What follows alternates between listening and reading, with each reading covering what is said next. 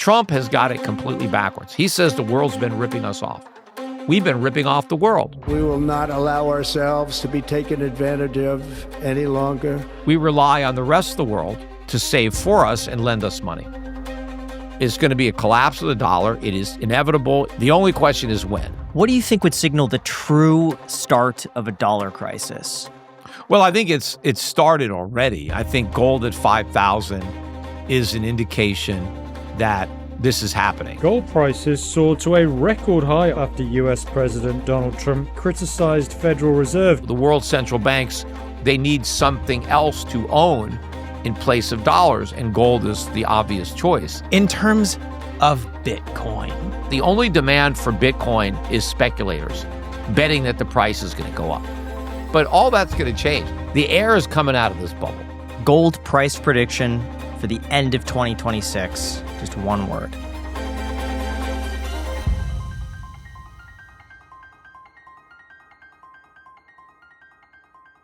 Peter Schiff, 2 years ago when we filmed with you, gold was $2,000 an ounce. Today it's $5,000. It's a 150% move upwards. Bitcoin, when we filmed with you, was $60,000. Today it's $66,000, which is barely flat. At what point do people owe you an apology? Oh, on Bitcoin? Well, look, first of all, most of the people that got in, I don't know if it's most, but a lot of the people that got into Bitcoin early thank me because I got them into it. Not because I told them to buy it, but because I told them about it. And a lot of people found out about economics. In fact, I just got one of the co-founders of Ethereum just reached out to me recently just to thank me and let me know what a big influence I was on his life. And he said that if it wasn't for me, he probably never would have bought Bitcoin. And he started buying it under $10. And then he started a big meetup group in Canada where he met 𝗖𝗓𝗡𝗘𝗖𝗧, the other guy that, that started Ethereum. And they ended up starting Ethereum. But he said, if it wasn't for you, I don't think there would even be an Ethereum. So I think a lot of this crypto stuff, I'm not Satoshi, but a lot of the early guys that got into it, a lot of the creators of these other tokens, they did it because of me. They found out about economics. Because of me, I taught them about sound money, about the Fed, about inflation, all this stuff, Austrian economics, gold. And they ended up taking the knowledge that I gave them, and they ended up at Bitcoin or Ethereum, wherever they went. But I got a lot of these guys started. So a lot of these guys thanked me. And a lot of them got very rich as a result of this. But I never really believed in Bitcoin from the first time I heard about it. And yeah, it was a mistake in hindsight not to have appreciated the fact that so many people could be dumb enough to buy it. But they were. And of course, a lot of them weren't necessarily dumb. They just kind of saw the potential of suckering other dummies into it, with the story. And some of them might have not even really known the difference between gold and Bitcoin. Since I understood gold so well, I knew from the start what the fatal flaw of Bitcoin was. But a lot of people overlooked it. And so Bitcoin, went up from nothing to recently $126,000. And sure, I never encouraged people to buy it. And maybe some people didn't buy it because of me, and they may have made, some money had they bought it. But Bitcoin, for all practical purposes, peaked out about 4 or 5 years ago. The high in Bitcoin in 2021 in November was 69,000. Mm-hmm. It's lower than that today. 4.5 years later, it's lower. But in terms of gold, it's more than 60% lower. So most people who own Bitcoin today would be better off had they bought gold. Now, that's not the case for people who bought it 10, 15 years ago, but there's not that many of those. The majority of people who own Bitcoin bought it over the last few years, and they would be better off had they not bought it. Had they listened to me and bought gold or silver instead of Bitcoin or anything else. They could have bought stocks, they could have bought whatever. They would have probably been better off than Bitcoin. And a perfect example of that is Michael Saylor, who is the most famous Bitcoin buyer of them all. He is the poster boy for Bitcoin buyers. He's bought or spent $55 billion buying Bitcoin for over 5 years. The average cost on all that Bitcoin that he bought is $76,000 and change. It's right now $66,000. So he's down, what is that, 13%? Something like that. I mean, he'd have been better off just putting the money in a checking account. He's down. And so obviously that was not a good thing to do. Now, MicroStrategy or strategy stock went up a lot because there were a bunch of fools, even more foolish than the people buying Bitcoin were the people buying strategy, because they were paying a 50% premium to buy strategy, and all he did is go out and buy Bitcoin with the money. So he did accumulate all this Bitcoin because people were dumb enough to overpay for his stock. But, now the stock's down 70% and it's got a long way to fall. Do you talk to Michael Saylor much? No, I was in the same room with him one time. We were at a party in Dubai, and I didn't really know what to say to the guy because I had just posted on X that he was a fraud. He was saying something, and I called him like a fraud or a scar. And so I didn't really know, hey, how you doing, Michael? Because I had just said this stuff about him. So I kind of didn't approach him, and he just kind of never approached me. So we were both in the same house. Not too. How recent was this? It was.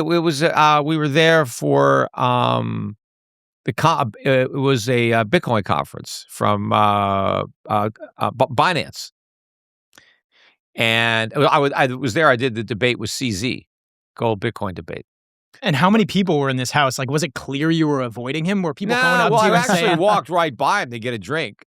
I didn't... Did you nod at him? I could hear him. I could hear him talking from a while away, and all he was doing was pitching Bitcoin. I mean, he's always on.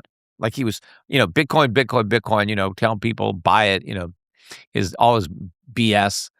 But no, I mean, I don't remember exactly how many people were at the party, 75, 100 people. I mean, whatever. I mean, he knew I was there, but I had wanted to debate him, and I still, want to debate the guy, but he won't agree to any debates, including, at that conference. But I've been to several conferences where he was there. In fact, at the bigger Bitcoin conference that they had in Las Vegas last summer, he mentioned, he had his keynote speech and he mentioned me twice, so he talks about me, but he won't debate me. But is there anything that he could say to you that would change your mind on Bitcoin? Oh no, there's no way. I mean, I see right through this guy. I mean, everything he says is complete bullshit. I don't understand how people can listen to him and not understand how it's all bullshit. Do you think Michael Saylor is smart? Yeah, I think he's probably got a higher IQ than I do. I'm not saying that he's dumb. I don't even know if he believes the nonsense that he says.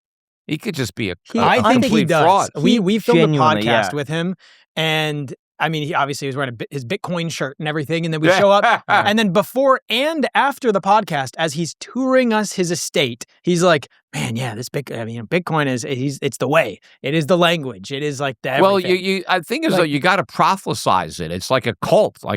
He's a cult leader, right? He's got to get people into it. But he compares Bitcoin, right, to Manhattan real estate now. I mean, he used to compare it to gold. Now he's on Manhattan real estate. But what gives Manhattan real estate value is yes, there's a scarce amount of it, right? But it rents for a lot of money. So if you own real estate in Manhattan, whether it's office buildings or residential or, shops, you collect a lot of rent, right?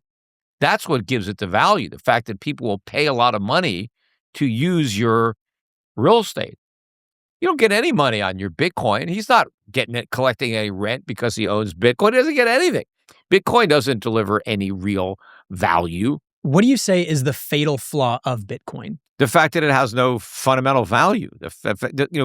Gold is a store of value because gold is a metal. It is a precious metal that doesn't decay. It doesn't, lose its properties over time. Gold today is exactly the same as it was 1,000 years ago, and the gold will be exactly the same 1,000 years from now. Doesn't matter what I do with it. It can always be melted back down and go back to exactly the way it was. And gold is the most useful metal that we have. It's used for all sorts of things. And because of those unique properties that gold has that other metals, other commodities don't have, that's the value. But one of the things that gold does really, really well is serve as money, because it's it's divisible, it's portable, it's fungible. There are all these qualities that it has that other commodities don't really have to that degree. Now, those are the qualities that Bitcoin copied and said, hey, we're divisible, we're portable, we're fungible, we're scarce, so we're the same as gold. No, you're not, because you can't do anything with Bitcoin. It doesn't matter that I can give it to somebody else or that I can trade it. You could do that with any one of thousands of other digital currencies. There are a lot of other ones that to me seem a lot more valuable than Bitcoin, in that at least they deliver some degree of privacy or anonymity, if that's what you want. If you want to transact in private without anybody knowing what you're doing, there may be some value there. But Bitcoin doesn't even offer that. And now, a lot of the things that people liked about Bitcoin, self-custody. Okay, well, most people now are buying ETFs. They don't self-custody. They don't like, there's no third party. Well, yes, there is a third party. MicroStrategy is a third party buying up all this Bitcoin. I mean, Bitcoin is now part of Wall Street. I mean, look at the president. The president, is all in on Bitcoin. His whole family, they're mining Bitcoin. He wants to make the United States the Bitcoin capital of the world. I mean, so it's no longer the type of, in your face, sticking to the man, self-sovereign, ideal that a lot of the early, adopters who listen to my podcast and my radio show got interested in Bitcoin. It's none of those things now. You say it's just a speculative investment now, or a speculative gamble is what you would call it. Yeah, I mean, look, to me, people collect Bitcoin the way, they collect, cards, whatever. They're collections. And the reason that they collect Bitcoin is because they think that their Bitcoin collections are going to be more valuable in the future. What is the strongest pro-Bitcoin argument you've ever heard? If Bitcoin was some kind of a unique thing in that it was the only one, there were no other tokens, there was no other way, there were no other blockchains, it really was scarce in a sense that it was the only one. You could kind of make an argument, maybe, that its lack of intrinsic value, it doesn't matter because it truly is scarce. But again, it would still depend on the confidence that people have in other people constantly believing that it has value. That's not a strong argument, though. No, there is no strong argument for What's Bitcoin. the strongest you've ever heard? I mean, I can't remember. I've you've had talked so to many people. CZ recently. I mean, you've talked to some big. You've probably heard some pretty strong. Look, most of the people understand, even in this industry, that the real threat to Bitcoin now isn't all the shit coins. It's tokenized gold. Because tokenized gold does everything that Bitcoin is supposed to do, but can't. And everything that Bitcoin can do, tokenized gold does better. And tokenized gold is much better than tokenized dollars, which is what, a lot of the people in the stablecoin industry are focused on. But look at what the biggest stablecoin issuer, Tether, is doing. What is Tether doing? They have pivoted to gold. They're buying up gold. They're buying up gold royalty companies. They're buying into gold retailers. They are, buying all this gold and they're storing it in a mountain in Switzerland because they recognize that that's the future of crypto. It's gold. It's tokenized gold where the token represents ownership of real gold. That's digital gold. I mean, I'm even participating to an extent. I set up T-Gold, as part of Schiff Gold. You can go to tgold.com and open up an account. We're not offering tokens yet, but ultimately the gold that you own at T-Gold, you'll be able to withdraw it in the form of a token. But even before you can do that, I'm going to allow owners to transact with one another where you can, send and receive gold as a medium of exchange. So you can be paid in gold, you can pay in gold, not just saving. And you just gold. keep a ledger or a log? Yeah, that's of just like an who internal. owns- That's okay. an internal an account. But ultimately, you can withdraw your gold in the form of a token and then put it in your wallet, and you can trade it on an exchange. You can do a lot of things with it. Sticking to good nutrition is tough when you're short on time. With work, workouts, and everything else going on, it's just not realistic to cook every meal. That's exactly why today's sponsor, CookUnity, has become such an easy part of my routine. It's the first meal delivery service where you get meals made by award-winning chefs delivered fresh and ready to eat. What really stands out to me about CookUnity is just the variety, because every week you could choose from 300 different meals nationwide, spanning from more than 25 global cuisines. Lately, I have not been able to get enough of this specific meal. It's the Peruvian chicken fried rice made by chef Andres Mendez. Honestly, the reason why I love this meal so much is just because of how simple it is. I mean, it's basically what I already make and love, except it tastes better, it's made in just 2 minutes, and the macros are insane. It's 740 calories for 59 grams of protein. That ratio is phenomenal. You could also use filters to find exactly what you want. So, for example, the fitness fuel menu is perfect if you're after a high-protein, balanced meal. It just makes eating healthy a lot easier. The meals show up fresh, not frozen, and they're ready in just a few minutes, so there's no meal prep, no guessing about nutrition, and you do not have to sacrifice on flavor because every dish lists the chef, ingredients, and macros, so it's easy to stay on track. So for chef-made meals that save time and support your fitness goals, head to the link down below in the description to get 50% off your first order with the code 𝗖𝗢𝗡𝗘50. Once again, that is 50% off your first order. Just go to cookunity.com/ICH or click the link down below and use the code 𝗖𝗢𝗡𝗘50. So of all of the millions of supporters of Bitcoin, you don't think that there's any merit, any reason that one could have to that makes any logical sense whatsoever to support Bitcoin? And is there anything that could happen to Bitcoin where you would say, hey, I'm wrong? Well, I mean, look, it's obviously not a function of price because it's gone up a lot since I first started criticizing it. But no, the people who buy Bitcoin, most of them, the vast majority, buy it because they think they're going to get rich. They think the price is going to go way up. And the only way the price of Bitcoin can go way up is if other people decide to pay more for it. But those people are buying it for the same reason that you're selling it. They think it's going to go up. So they have to buy it with the expectation of they'll find somebody else who will pay even more than they did. And the name of that is called the greater fool, right? Everybody is hoping that there's a greater fool than they are who will pay a higher price for what amounts to nothing. But isn't that true for anything? No. Housing, No, some it's not. stocks. No, it's to not. Even precious metals. That No. Someone's hoping, I'm going to buy gold at 5,000. It'll be worth 10,000 because you're going to print all this money and I'll make money from it. No. Well, but there you're just preserving your purchasing power. But yes, a lot of people buy a stock or a piece of real estate because they think the price will be higher. But it's not because some greater fool is going to buy it. If I buy a stock in a company and the company expands its business and has more sales and has more income, the company is worth more than it was when I bought it. So the new buyer would naturally have to pay more because the company is more valuable. It's generating more profits. It's paying higher dividends. Same thing if I buy a piece of real estate and while I own it, the rental income goes up. I can charge higher rates because now maybe more people have moved into the area. There's more demand. I was smart. I bought, recognizing that there was going to be people moving into the neighborhood, whatever. And so the property became more valuable between the time I bought it and the time I sold it. So I can sell a stock or a piece of real estate at a higher price because it's inherently more valuable. Bitcoin never becomes more valuable. It doesn't throw off any income, doesn't pay rent, it doesn't pay your dividends. It's just a token.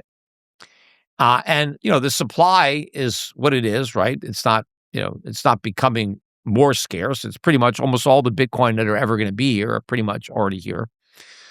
And so it's just a function of somebody being willing to pay more money than I did for the exact same thing that I bought. So it hasn't increased in value since I bought it. It's exactly the same. The only thing that's changing is the price. And if you're just buying something simply because you hope the price will go up even though it hasn't become any more valuable, just become more expensive. That's the greater fool. Now, you could say, well, what about gold? Gold doesn't have any income. Right, but gold is a metal that's used. And you can think, well, what do jewelers need to pay to buy gold? What do computer manufacturers need to pay to buy gold, who need gold, in their chips? Or what do central bankers have to pay who need gold to back up their currencies? I mean, one of the things that's happening right now among central banks is they want to get rid of the dollar. They have too many dollars, and we're creating too many. We have too much debt. So the world's central banks are now trying to divest of dollars because they recognize that even though they can earn interest on those dollars by buying treasuries, they're not going to keep pace with the rate at which the dollar is going to be depreciating. So they need something else to own in place of dollars, and gold is the obvious choice. And so there's central bank demand. So you have all this real demand. So when you're buying gold, you know that you're going to have that demand in the future coming from industry, coming from central banks. You're not going to have that. The only demand for Bitcoin is speculators betting that the price is going to go up. There's no underlying user who needs Bitcoin.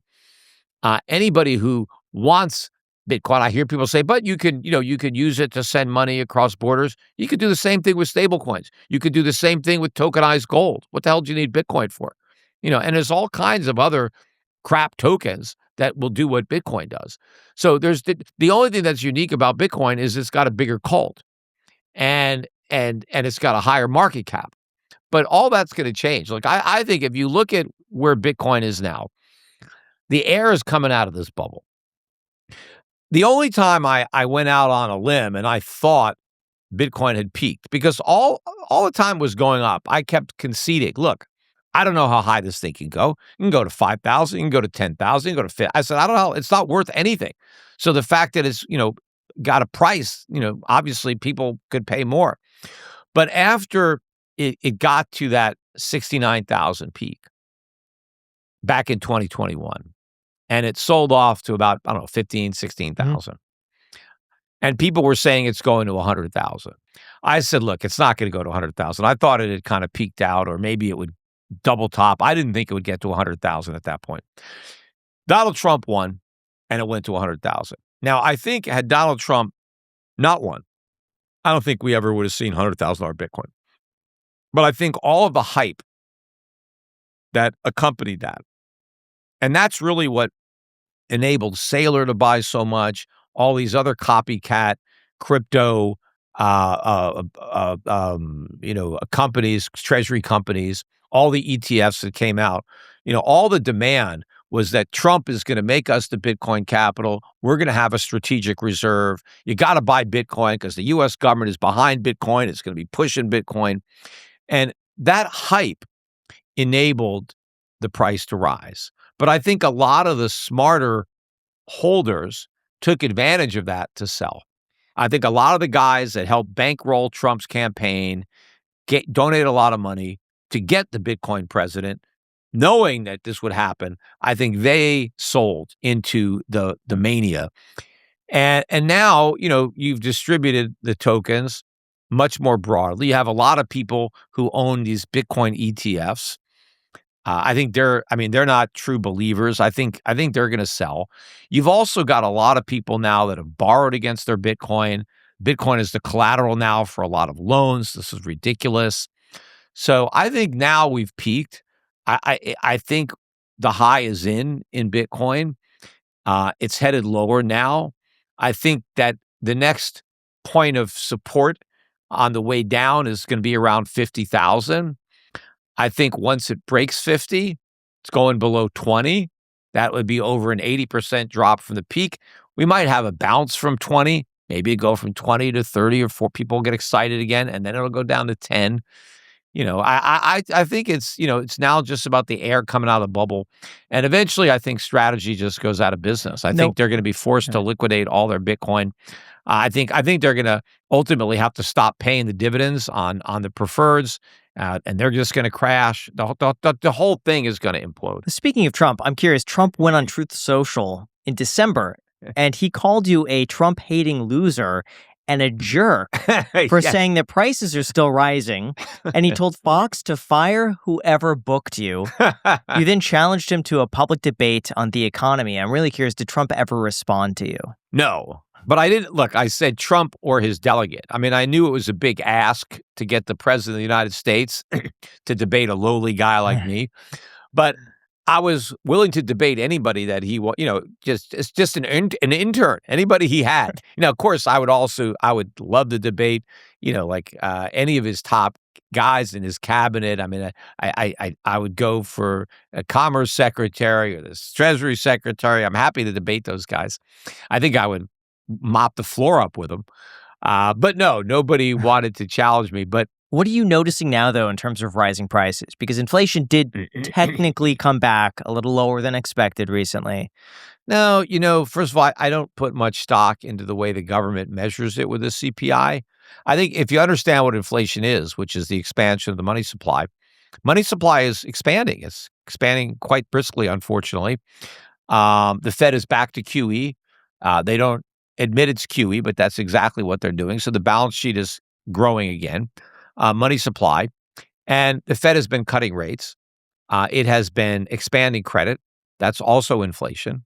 The government is trying to shove more credit into the economy. They're using the GSEs to get more money into the economy by buying up mortgage-backed securities. So they're inflating. You can see prices rising. It's not just precious metals. Look at industrial metals. Look at copper hitting a record high. Look at, other prices. Agricultural commodities are moving. Oil has finally started to move. Oil's now more than 20% above where it was at the low in December. We're at the highest in 6 months. So I think that's turning around. We're going to start to see higher gas prices, but food prices have continued to rise. I mean, sure, you can point to eggs or something. The president always likes to grab a couple of items that went down in price. But overall, if you go to the grocery store, your bill is higher than it was a year ago. I mean, even the government CPI numbers will show 2.5%, 3% price increases. But remember, these are price increases on top of prices that were already very high. What consumers need is real relief. They don't need prices to keep rising only more slowly. They need prices to fall. We need to, because they went up so much. They should come back down. But no, they continue to go up. But Trump was wrong. But unfortunately, I think he scared the shit out of Fox and Friends because nobody will return my emails anymore. They act like I don't even exist. I guess they're afraid to put me on. But it just shows you that, Trump can't handle any criticism. I mean, first of all, I did that interview from that same trip. I was in Dubai. I did it from my hotel room. It was like, I don't know, 5 o'clock in the evening. It was like 5 in the morning. The president, he's awake watching Fox and Friends at 5 in the morning. Who the hell else was watching it? And he goes ballistic, right, on Truth Social, which they ought to rename it, I said, because there's nothing truthful on Truth Social. It's lies, right? Lie Social. But he hears me on Fox, and he goes ballistic. How dare Fox News have somebody on that criticizes me? Now, wait a minute. Isn't it supposed to be Fox News? Right? I mean, is it just a propaganda arm of the Trump administration? That's what he wants. He doesn't want Fox News having objective economists on to render an opinion. And if you watch Fox News, there's one guy after another just singing Trump's praises, kissing his ass, right? Talking about how great he is. Okay, They can't have one guy on there, one guy. And I actually endorsed him. I'm not like a typical, never Trumper. I said, yeah, vote for the guy. I thought he was better than Harris.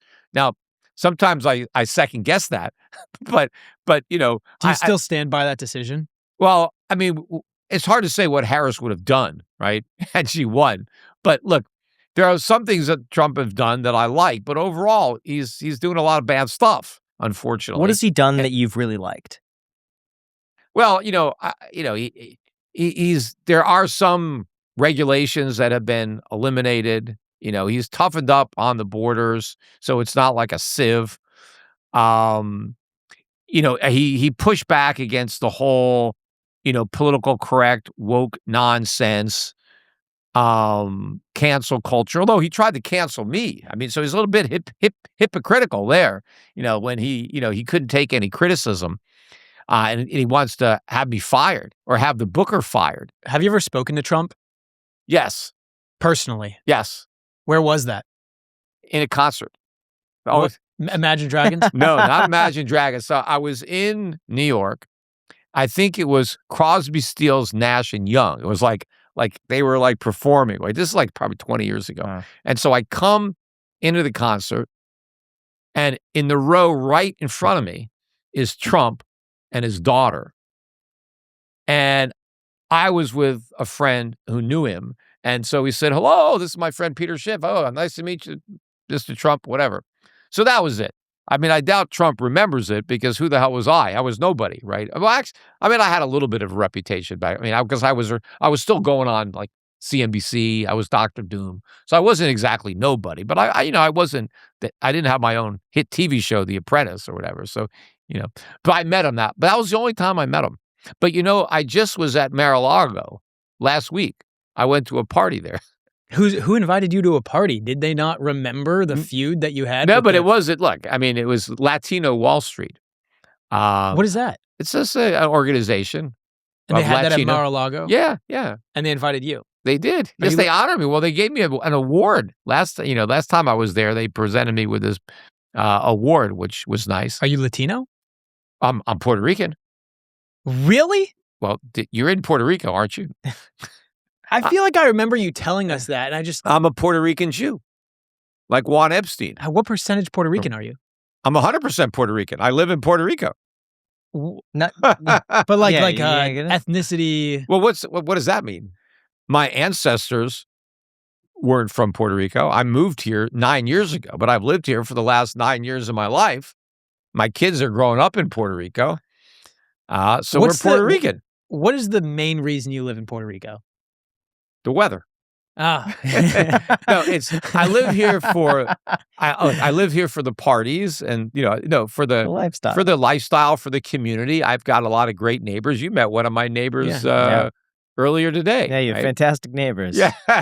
So it's a very close-knit community, and there is the added benefit of no taxes. Wait, they have that here? Yeah, well, not no taxes, but very low taxes. I didn't even realize I was a Puerto Rican. 4% income tax and 0% capital gains tax. So it's a pretty good deal. This episode is in partnership with Airbnb. So Graham and I just got back from a trip to Austin and Puerto Rico, and in both places, we book stays on Airbnb. And literally every single time we travel these days, we stay at homes on Airbnb. And if you're big on traveling like us, anytime we're away, the home just ends up sitting unused. But it could actually be generating extra income by hosting on Airbnb. So you guys may not know this, but at one point I actually hosted on Airbnb a spare bedroom in my house, and it ended up being far easier than I expected. The setup was straightforward, everything ran smoothly, and it turned into a genuinely great experience overall. And guys, I am being so honest, it is genuinely a phenomenal way to make some extra cash if you have spare bedrooms in your house. Just put them on Airbnb. You'll make some money. It is so easy. It's quite enjoyable. I highly recommend it. Now, if you've ever thought about hosting but weren't sure how to handle it if you're away,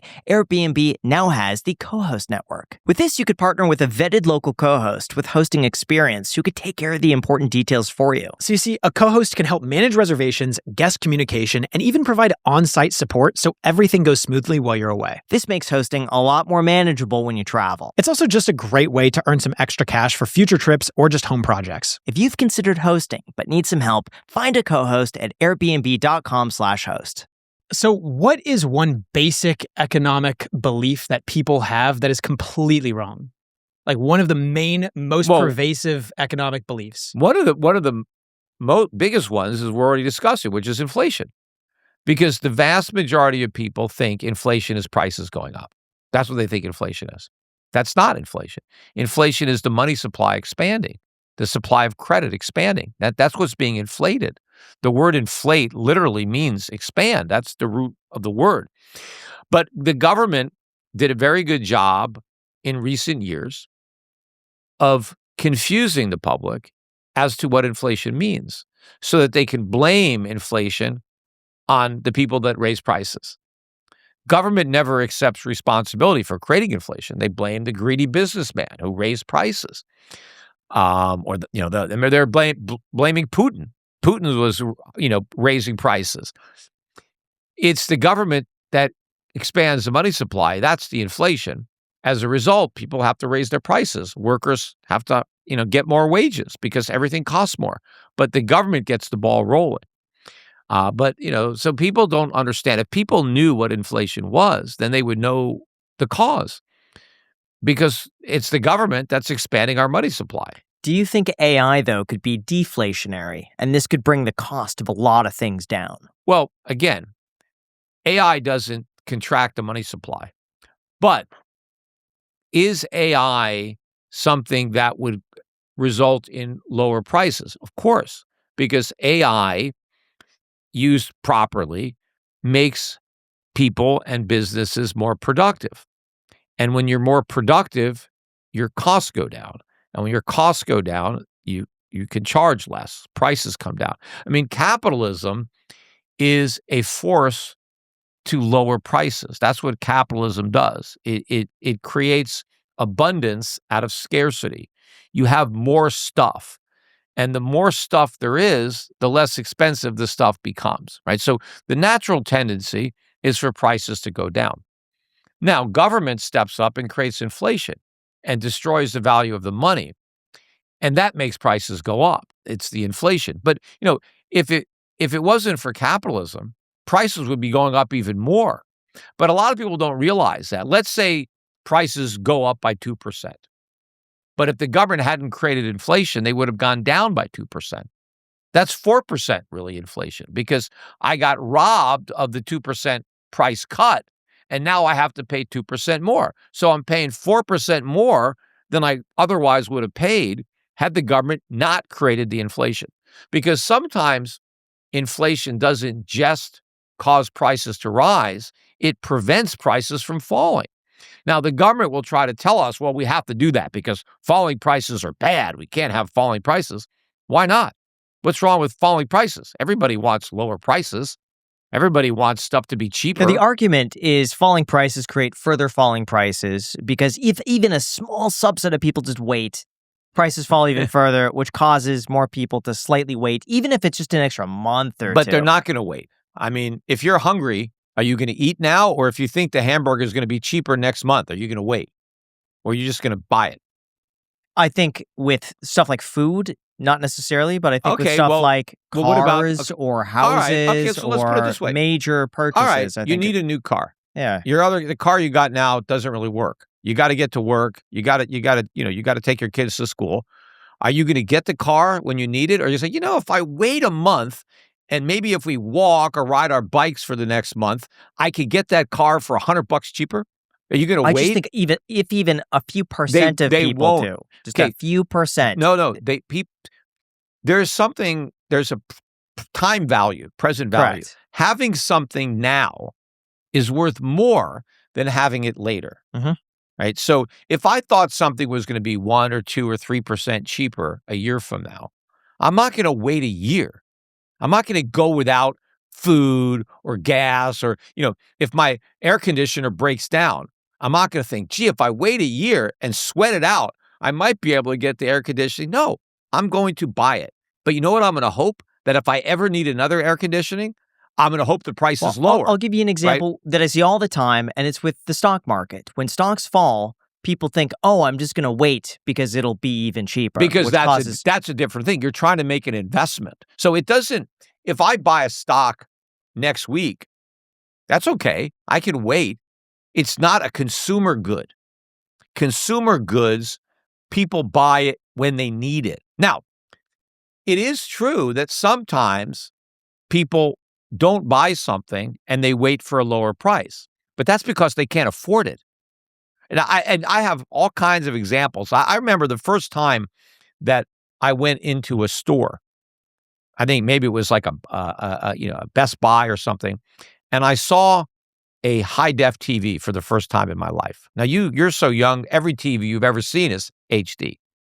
But I went in and I saw the first HD TV, and I was amazed that at the picture. To me, I was like, this is like looking through a window, right? Mm-hmm. And I obviously would have liked to have bought that TV, but it was like $10,000, which even back then, you could buy a car for $10,000. So as much as I liked it, I didn't want to buy it because it was too expensive. So I had to wait for them to be able to make these TVs cheap enough so that I could afford it. And there's nothing wrong with that. But if that TV, that was the cheapest, HD TV, and the price had gone up, right? Same thing, look, with cell phones. When cell phones first came out, I mean, you don't remember but most people didn't buy cell phones when they first came out. They were way too expensive. Not only were they expensive to buy, they were expensive to use. In fact, when I first got my cell phone, I barely used it. And if somebody called me, I said, I can't talk, I'm on my cell. It's like, because I would wait for the weekends or the nighttime when the rates went down. Yeah. But the reason that everybody has cell phones now is because they got cheaper, right? When prices go down, more people buy things, not less people, more, and so prices falling are a good thing. And, cell phone companies make more money now selling cheap cell phones than they did 20 years ago selling expensive because they sell more of them and they make it up on volume. So the whole idea that businesses need rising prices is wrong. Consumers don't need rising prices. Everybody wants, if I went to somebody, hey, do you want your kid's college tuition to go up or down? Do you want your gas bill to go up or down? You want your grocery bill to go up or down? Hey, you need to take a vacation. You want the airfare to be cheaper or more expensive? I mean, everybody wants stuff to be cheaper. This is such bullshit that the government needs to make sure that prices go up every year. Why do we need to make sure prices go up? I want prices to go down. That's how standards of living go up. Are they ever going to let prices fall? Because it seems like they want interest rates now down to as close to zero as possible, which would just make prices keep going higher. Well, they want low interest rates because everybody's got so much debt, especially the government. The government's got more debt than anybody. So they need low interest rates. But the economy needs high interest rates. That is the fundamental problem. The biggest problem with the U.S. economy, underlying it, is not enough savings, not enough capital investment, too much borrowing and consumption and speculation. And that has been a function of low interest rates. Interest rates have been kept artificially low for a long time, and that has screwed up this economy. What we need is higher interest rates that will discourage all this consumption and borrowing, reward people for saving so that we can rebuild our savings, and make the investments in the plant and equipment that we need to produce more stuff. But of course, this would also require massive cuts in spending. Not only would families have to spend less, but the government would have to spend a lot less. They'd have to start cutting back on Social Security, on Medicare, on Medicaid, on national defense. Everybody would have to cut spending if interest rates went up. That's why they keep interest rates down. But the only way they can keep interest rates down is by creating inflation. And so inflation is the tax we pay in order to keep interest rates low and government spending high. We get all this inflation. But when they talk about there's an affordability crisis, the reason everything is so unaffordable is because government is so expensive. Every time you buy something, you're paying for government. The cost of government is embedded in every price. Do you think that there's any malice involved with trying to keep inflation high? Because as people say, inflation really only helps the wealthy, the people that own assets, instead of those who don't. Do you think there's any possible thing going on there? Well, I don't know that it's malice so much as self-preservation. And these politicians But you think it's intentional for potentially that reason? Or do you think they're just trying to kick the can down the road? I mean, they don't want to rain on the parade. They don't, Trump even just recently, even though he talks about housing affordability, he said he doesn't want home prices to come down. Well, isn't that how you make homes affordable? You let the prices go down? He said, no, he doesn't want prices to go down. In fact, he said he wants housing prices to keep going up because he wants the people who own houses to get richer. But what about the people who need to buy them, right? So what does he want to do? Well, let's let them borrow more money. Let them go deeper into debt so that they can overpay for homes, which is asinine. We need to let home prices go down. They never should have gone up as much as they did. The only reason they did it because the Fed had interest rates at zero. The Fed inflated another housing bubble, and Trump wants to make sure the air doesn't come out. But when you have a bubble, the sooner it deflates, the better. The longer it grows, the more damage gets done. Just like with the Bitcoin bubble, it would have been much better had this thing popped years ago. But because it's grown so big, so many more people are going to lose money in Bitcoin. And it's not just the people that lose money buying Bitcoin. Look at all these ridiculous companies that have been created that are going to go bankrupt. Look at all the money we've wasted on these companies, all the resources. I mean, we have really damaged our economy by focusing so much of our capital and our resources in crypto. And a lot of that now is because of the interference of the Trump administration, picking winners and losers, which the government shouldn't do because they pick losers. And that's exactly what Bitcoin is. It's a losing industry. It's not going to survive. All this crypto is a bunch of nonsense. But now you had the government misdirecting capital to it. So everything that we're doing now is all about kicking the can down the road, makes the problems worse, but they hope that they don't blow up, until after the election. So it's somebody else's problem. What do you think would signal the true start of a dollar crisis? Well, I think it's started already. I think gold at 5,000 is an indication that this is happening. Foreign central banks expressing a preference for gold over dollars and foregoing the interest that they would earn on those dollars. But I think what you're going to see is the crisis expanding, not just gold, but in foreign exchange. The dollar was down last year, but not that dramatically. It was down, maybe 5%, 10%. I think it'll be down more than that this year against other currencies. And I think this is going to snowball as the dollar really starts to fall. And that's going to put a lot of downward pressure on the bond market, which means upward pressure on interest rates. And that's going to cause the Fed to really panic, to try to stop interest rates from rising by creating even more inflation, to buy up the bonds that are being dumped on the market. And that's when the crisis really could get out of hand. We get an all-out run on the dollar with very adverse consequences. I mean, much more severe than the 2008 financial crisis. And I think today people are ignoring what's happening in gold the way they ignored what happened in subprime. Because I remember when the subprime market blew up in 2007, and we were short subprime, so we made some money on that trade. But I had been predicting this for years, that it would blow up. But I knew that it wasn't just a problem with subprime mortgages. I knew that the entire housing market was resting on a foundation of cheap credit, and just subprime was just the weakest link of that chain. But that they were all going to go. But what did the Fed say? Ben Bernanke and everybody else, Wall Street, don't worry, it's contained to subprime.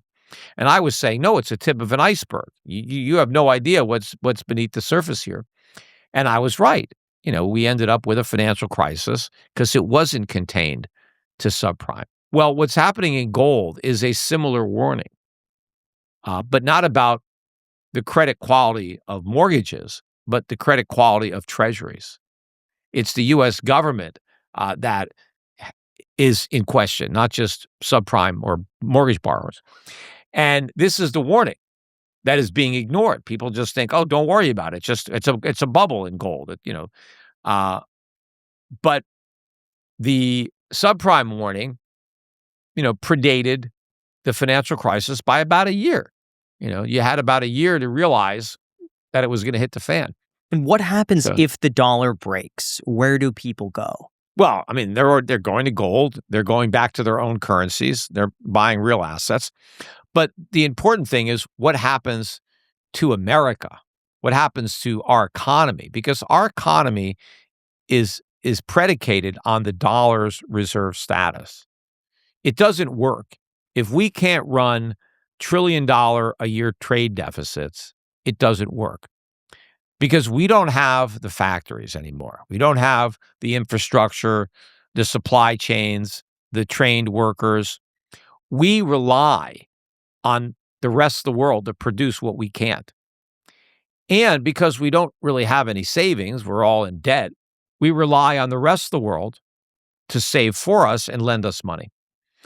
And so when the world doesn't do that anymore, when it's no longer willing to supply us with goods and lend us money, what do we got? How does this economy function?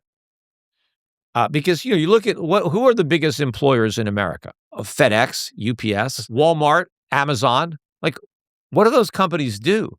They transport and sell imported goods. Well, what happens when we can't afford to import the goods anymore? Well, there's nothing to drive around. There's nothing on the shelves are empty. So all those workers lose their jobs at the same time that consumers can't buy anything.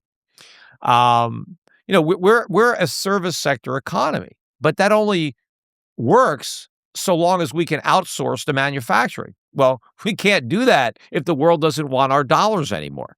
The only way the world's going to trade with us is if we have something to trade other than paper. We'd have to have products. See, the reason that countries export is to import. Your exports pay for your imports. But we're able to import without exporting because people want our dollars. Well, when they don't want our dollars anymore, then we got to make stuff. But you can't just, make stuff the way you print money. Making stuff requires real capital investment. It requires the factories and the infrastructure that we don't have anymore. We had it 100 years ago, 50 years ago. We don't have it anymore. It's gone. And it's going to take a long time to rebuild it. Now, maybe AI and robots, maybe that'll help, I don't know how, what the timeline is there, but we've got a lot of work to do. But we're in for a rude awakening because Trump has got it completely backwards. He says the world's been ripping us off. We've been ripping off the world. We've been living off the world. We've been riding on a global gravy train. They're the ones that have gotten the short end of the stick. And that's why I think that as the world dumps the dollar, there's going to be an economic boom outside the United States, because I think that we have been a burden that the global economy has been forced to bear, especially a lot of the emerging markets, the BRIC nations. They have borne a lion's share of that burden. And I think when the dollar collapses, this is going to let loose an economic boom, because what's going to happen is all of our purchasing power is transferred to other people. So all the factories that produce all the goods, they keep pumping stuff out. The difference is Americans don't get it. People in other countries get it. Their lives are now better. They have more stuff. They have greater purchasing power. And when the world stops financing our debt, they're not going to stop saving. They're just going to use their savings in their own economies. They're going to invest in expanding their own productive capacity. So the world's going to have more goods and more investment capital. And we're going to have fewer goods and less investment capital. So what do Americans get? Much higher prices, much higher living interest rates, and a much lower standard of living. The world gets lower prices, lower interest rates, a higher standard of living. So that's why my whole investment strategy is investing abroad. I've been anticipating this for a long time. It finally started. Last year was the first year that international investing. You look at my my global dividend payer strategy. Did 62% return last year. This is not my gold strategy. This is dividend paying foreign stocks, 62%. I've got a mutual fund too that people could buy, no load. Any discount broker did the same thing. It's based on that separately managed account strategy. And already this year, I forget what we're up, 13, 14% year to date. The S&P is basically flat. Yeah. This is something I've been telling Jack. I remember 2 years ago, I'm going to say it.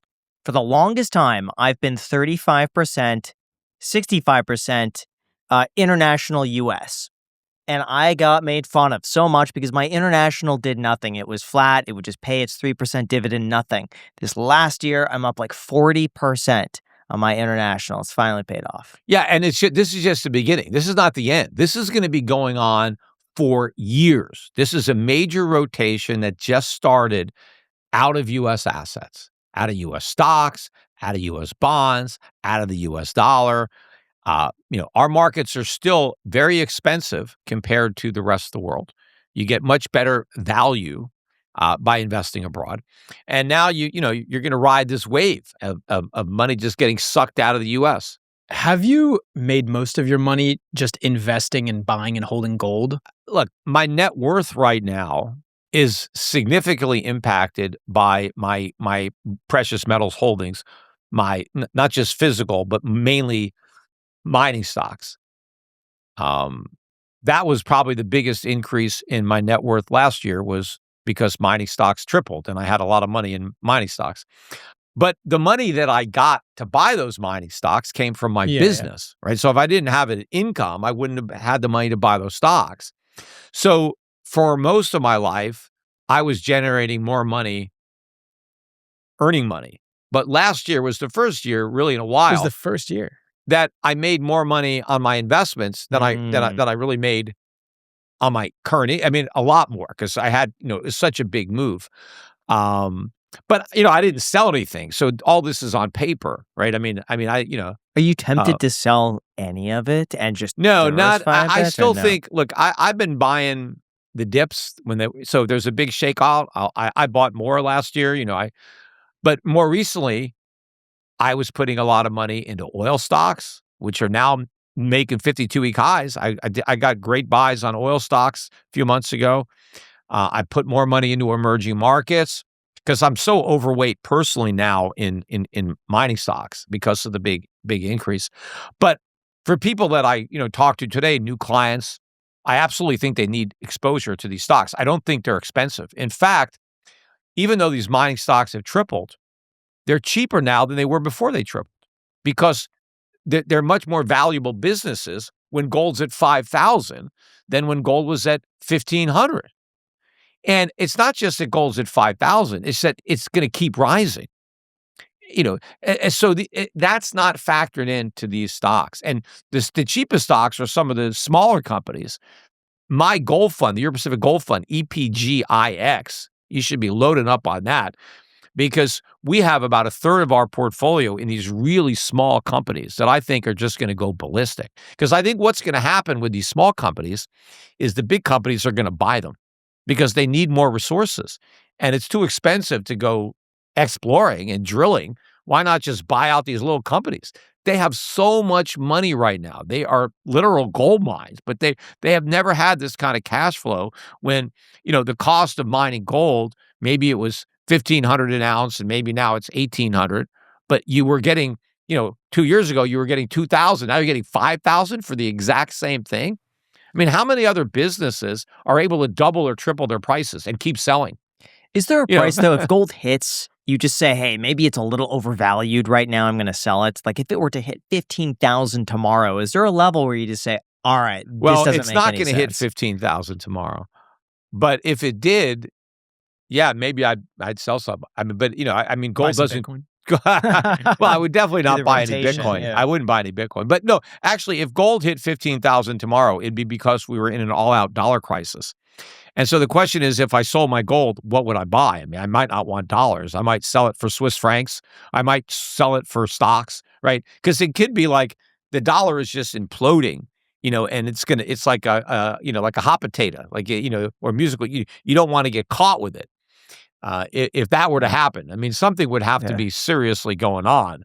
Is the dollar crisis reversible? Like, could we change course? I think we've gone past the point of no return. I think that maybe the big beautiful bill kind of cemented it. I mean, when Trump was elected with a mandate to cut government spending, I mean, Elon Musk was almost going to be a co-president. He was going to be leading the Department of Government Efficiency, right? It's almost an oxymoron because government can never be efficient by definition. But there was a real mandate to cut government spending. And what happened to Elon Musk? They ran him out of town. And the first thing the Republicans did was increase government spending. The national debt just hit $38.7 trillion, I think, yesterday, up $2.6 trillion since Trump took office. A little over a year, $2.6 trillion increase in the national debt. And the message that this sends to the world is America will never do anything about this runaway deficits because the only hope was Trump and the Republicans, and they didn't deliver.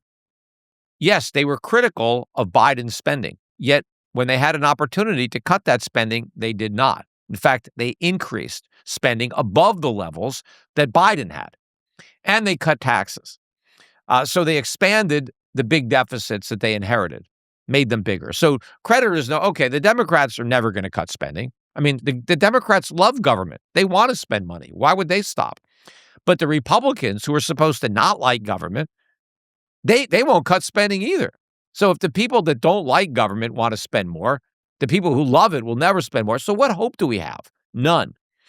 And so all we can have is a crisis. We're going to keep on spending money until we can't do it anymore. Right? We're going to keep on borrowing money until we can't. And the crisis is what's going to stop it. It's going to be a collapse of the dollar. It is inevitable. It is unavoidable. The only question is when. It's not a question of if, but a question of when. And it's been a question of when for a while now. Yeah. But I think that we are significantly closer. I think that not only what Biden did with the sanctions against Russia, which created a political incentive to get out of the dollar, but Donald Trump took it up quite a few notches with all the tariffs, which, of course, Americans pay the tariffs, but they are a nuisance because it interferes with free trade. I mean, let's say there's a company in Canada that was selling goods to America, and now Trump puts these big tariffs on Americans who want to buy Canadian goods. This Canadian company is not going to sell as much stuff in America because the Americans can't afford to pay the tariffs on top of the goods. So it's harmful to Americans because now goods that they used to be able to buy are too expensive. But now this Canadian company is like, shit, what are we going to do? Our customers can't afford our products anymore, so they have to find new customers. So it's disruptive. They'll find it. They'll figure out how to get along without us, and they'll be better off. But it's a nuisance. But Trump is lecturing everybody, telling everybody, they're screwing us over, they're ripping us off. The world doesn't like to hear this nonsense, especially when it's the other way around. But I think maybe the straw that broke the camel's back was not what happened in Venezuela, but the threat to invade Greenland. The fact that Donald Trump openly spoke out loud for weeks about the U.S. invading Greenland, about us trying to buy it, but if we couldn't buy it, we were just going to take it. I think that was a real, eye-opener for the rest of the world. And up until then, I think the world viewed America as a benevolent force for world peace, for good. That, yes, we had this big military, but that was good because it would be used to defend freedom, to defend the world. When Donald Trump raised the possibility of using our military to take Greenland by force, a completely peaceful country that is no threat to the United States, but Trump said, we need it, we want it, and we've got the might, and we're going to take it. I think that was a real wake-up that the world says, you know what? We got to do something about America. They got too much power. We can't keep financing this. Because if it wasn't for the world, holding the U.S. dollar as a reserve currency and lending us all this money and supplying us with all these goods, we could not have this big military. We couldn't afford it. We can't pay for it. And so the world is like, you know what? We got to stop subsidizing this. They're too big. They're too powerful. And if they move away from the dollar, they will collapse the economy. And we're going to have to slash our military spending. We're going to have to pull back a lot of troops because we won't be able to afford to pay them, to supply them. And we're going to be dealing with, riots in the streets. I mean, we're going to have a lot of problems. We're not going to be able to worry about what's happening in Greenland when they're rioting, in the cities because people can't afford food and, they can't afford electricity. Now, when Jack and I first started the Iced Coffee Hour, we had to learn everything on the fly. I'm talking figuring out the best cameras to use, the best lenses, the best editing equipment, how to get guests and sponsors. Every day was a brand new challenge. And that's why if you're starting or growing your own business, you know how valuable today's sponsor is. And that would be Shopify. Shopify is basically an all-in-one business platform. They power millions of businesses worldwide, from major brands like Mattel and Gymshark to everyday entrepreneurs that are just getting started. And here's just an insane fact. You've actually already used Shopify. You may not know it, but you definitely have if you've ever shopped online in the US, because they power about 10% of all American e-commerce. One of my favorite things about Shopify is that they give you access to a complete design studio with hundreds of ready-to-use templates to build a beautiful online store that perfectly matches your brand. There's no coding needed, and their AI tools even help you write product descriptions and help improve your product photos. And if you're worried, like most businesses are, about getting exposure to your product or service, don't be, because Shopify has incredible marketing campaigns that reach customers wherever they're scrolling. They also handle literally everything from inventory to shipping to returns, which is all of the complicated stuff you realistically do not want to deal with. So start your business today with the industry's best business partner, Shopify, and start hearing. You can also sign up for your $1 a month trial today at shopify.com/ICH. Again, that is shopify.com/ICH with the link down below in the description. Shopify.com/ICH. Thank you so much to Shopify for sponsoring this episode. When your business starts growing and money's coming in, it can be extremely difficult to keep track of what's set aside for taxes, who you've paid, or where your expenses are even going, and that can get stressful very quickly. Most businesses don't fail because the idea is bad. The real problem comes when owners lose track of their finances. That is where our sponsor, Relay, is there to help. For those unaware, Relay is a business banking tool that makes it easier for small business owners to see and manage their money. What I personally love about Relay is how it helps you set up a real structure. You can open up to 20 checking accounts, so it's super easy to keep your income, taxes, payroll, and savings separate instead of mixing them all together. It's just like having digital envelopes, but for your business. Relay also lets your team have their own logins with different access levels. So whether it's your bookkeeper or your assistant, they could handle the daily tasks and you could see everything that's happening. If you're anything like us and you need to pay vendors or contractors, Relay has bill pay built in. You can send ACH payments, wires, or checks all from the exact same platform, so you don't have to switch between different tools. Relay also connects directly with Xero and QuickBooks, which keeps everything organized and your books tidy without any extra effort. For a lot of business owners, getting this sorted means you stop putting out fires and actually have room to grow. So if you want a system that supports your business, scan the QR code on the screen or click the link in the description to learn more about Relay. Thank you again to Relay for sponsoring this episode, and now let's get back to the podcast. Now, in terms of having a reserve, though, with Fort Knox, what's been going on with conspiracies that there's no gold there? Or that maybe the gold had been at some point been removed or replaced? Well, it's hard to believe there's no gold there. But what's very interesting about the whole thing is that in the early days of the Trump administration, there was a lot of talk about auditing Fort Knox, about going down there. Yeah. And all of a sudden, crickets. Like, no one talked about it. And so the question is, why? Why were they so gung-ho about doing an audit? And then all of a sudden, it's like the forbidden topic. Nobody will even mention it. It never comes up.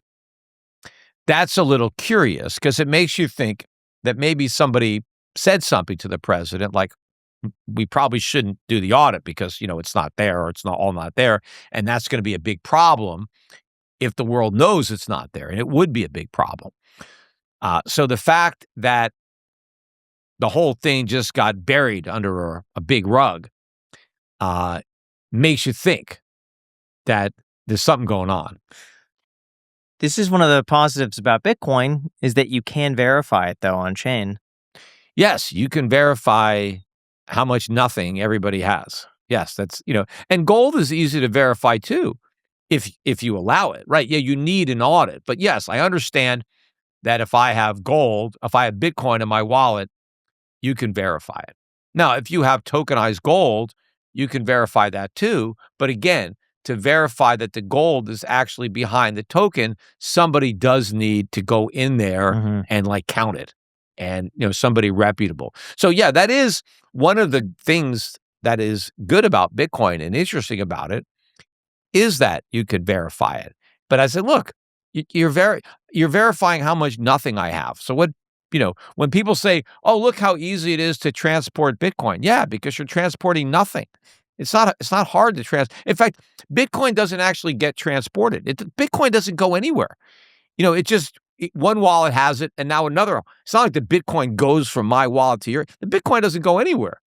It's just, we just changed the wallet address that's assigned to that Bitcoin. But if you're dealing in nothing, then yes, it's easy to transport it. Gold is real. It has substance. And so, yes, you do have to transport it. But the beauty of tokenized gold is there, I don't have to move the gold. See, most people, when you're using gold as money, as opposed to using gold, in industry, you don't actually need the gold. You just need to own the gold, and you need to be able to transfer that ownership to whoever you're doing business with. And so when you tokenize gold, that improves gold as a mean of exchange. It makes it even better than it was in the past because I don't have to give you my gold. I just have to give you the proof that I own the gold. And the minute I give it to you, now you own that gold. Now, if you actually need the gold for some reason, you could get it. If you decide to become a jeweler and you want some gold, you could actually go get your gold. But if you don't need the gold, you can use the gold to buy something that you do need. And the person who's selling you that will take your gold. But what do you think about your son buying Bitcoin, though? But he's not buying it anymore. I mean, he bought some years ago, but he's completely lost interest in Bitcoin. How did that affect your relationship with him? Because I saw you called him brainwashed. He was for buying Bitcoin. He was brainwashed. I mean, look, all the young kids. I get into these debates. I had another one just yesterday, I think, with Anthony Scaramucci, and they always like to say, "Look, it's the young kids." Yes, all the old people in our generation, we're buying gold, but it's the young generation, the kids, who are buying Bitcoin. And I'm like, yeah, exactly. But I'm not going to take my investment advice from a bunch of kids. Kids make mistakes. They're new, they're young, they don't have the experience, they don't have the wisdom, and they're making a lot of mistakes buying Bitcoin. Now, when a lot of the 20-somethings, grow up and they're my age, they'll know better. And one of the reasons they'll know better is they'll remember how much money they lost with Bitcoin.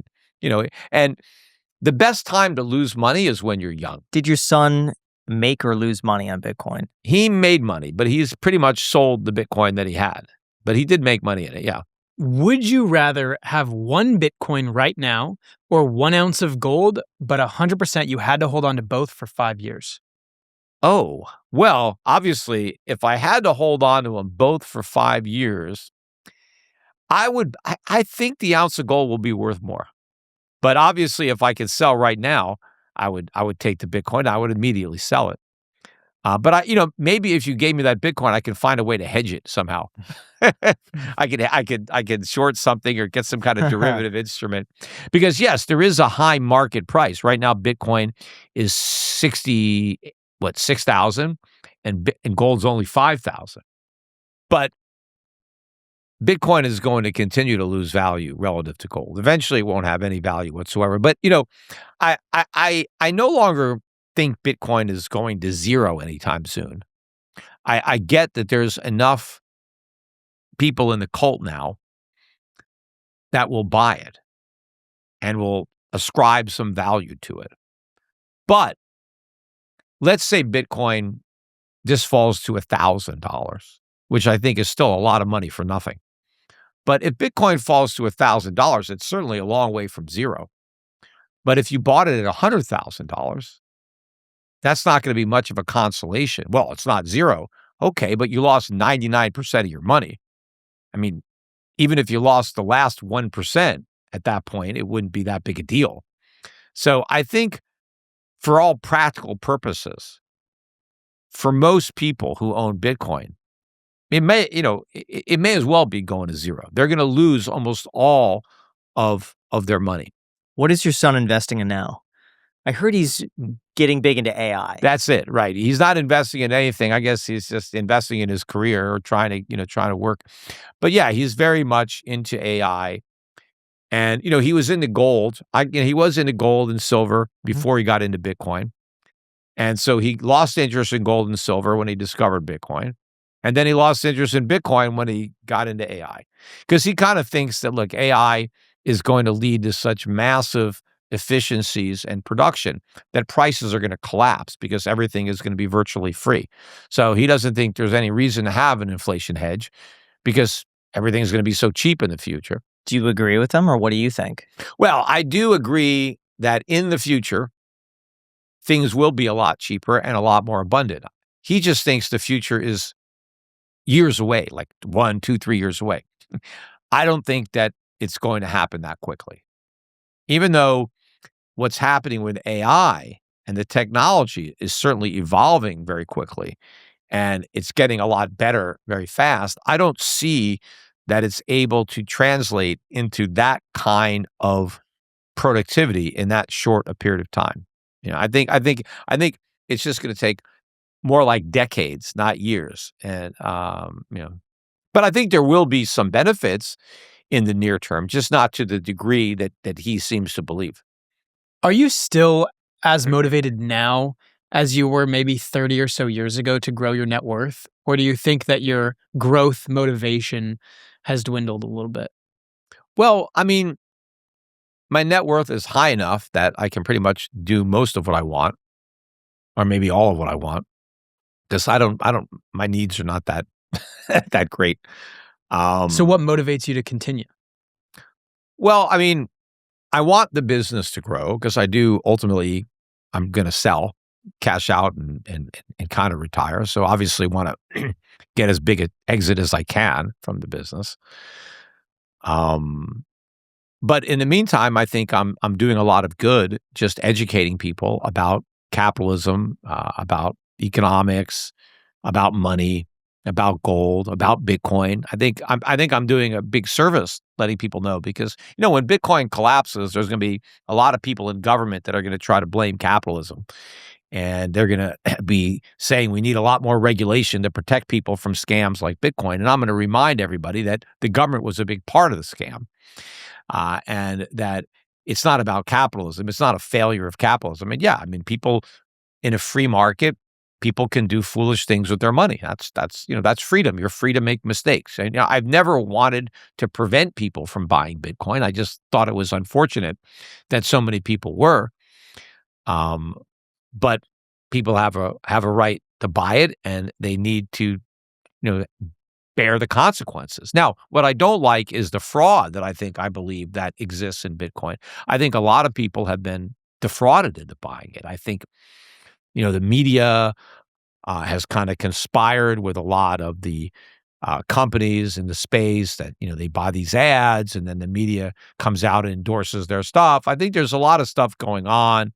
A lot of things have been misrepresented that ultimately I think will be settled in the courts. I think there's going to be a lot of lawsuits after Bitcoin collapses, because the people that lost money are going to be suing the people who made money. Because, look, a lot of people will have made money in Bitcoin, but the way people made money in Bitcoin is because other people lost it. It's a transfer.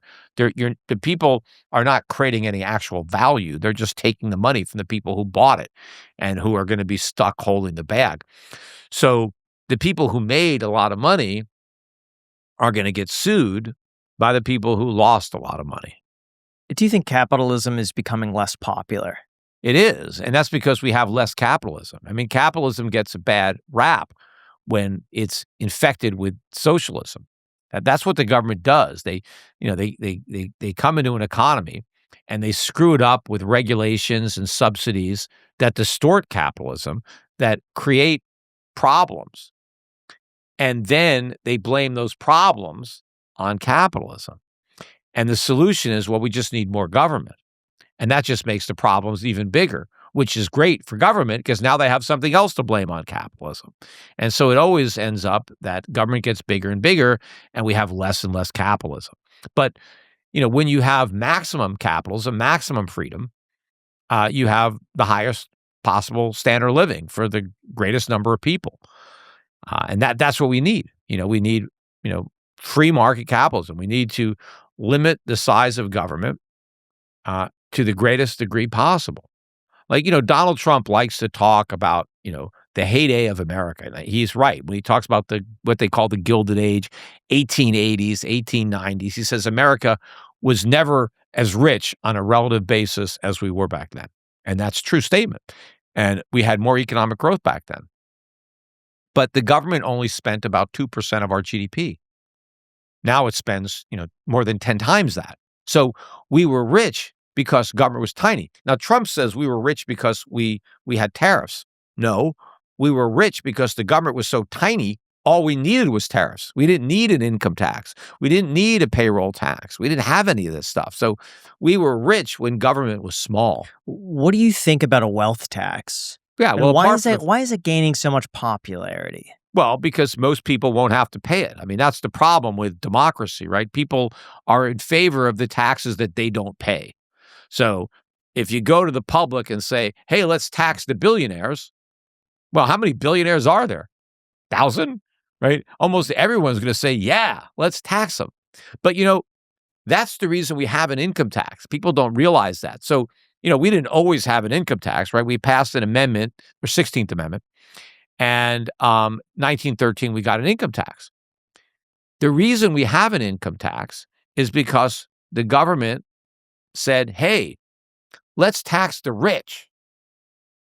Right? And before we had an income tax, the main source of revenue was tariffs. See? And the government said, the tariffs are paid by the middle class and the poor. If we have an income tax that the rich will pay, we can get rid of these tariffs. So the reason that the income tax was so widely supported was because nobody was going to pay it except Carnegie and Rockefeller and Vanderbilt. I mean, and it was a tiny tax, 2%, 3% on the top. Not even 1%, even a smaller percentage. But of course, as soon as the government got the income tax, they kept increasing the rate, applying it to more people. By the time we got to the Second World War, everybody was paying the income tax. All the middle class. The middle class, by the Second World War, the middle class was paying a much higher tax rate than Rockefeller and Carnegie were originally paying. So the government screwed you over. So the same thing would happen on a wealth tax. They get the tax in by saying, we're just going to tax the billionaires. But before you know it, they're taxing everybody. Because that's how it went with the income tax. But they had to amend the Constitution to allow for an income tax. They'd have to do the same thing to allow for a wealth tax. Because an income tax was a direct tax, and they need to apportion it. They didn't want to apportion it, so they amended the Constitution. Taxing wealth is not the same thing as taxing income.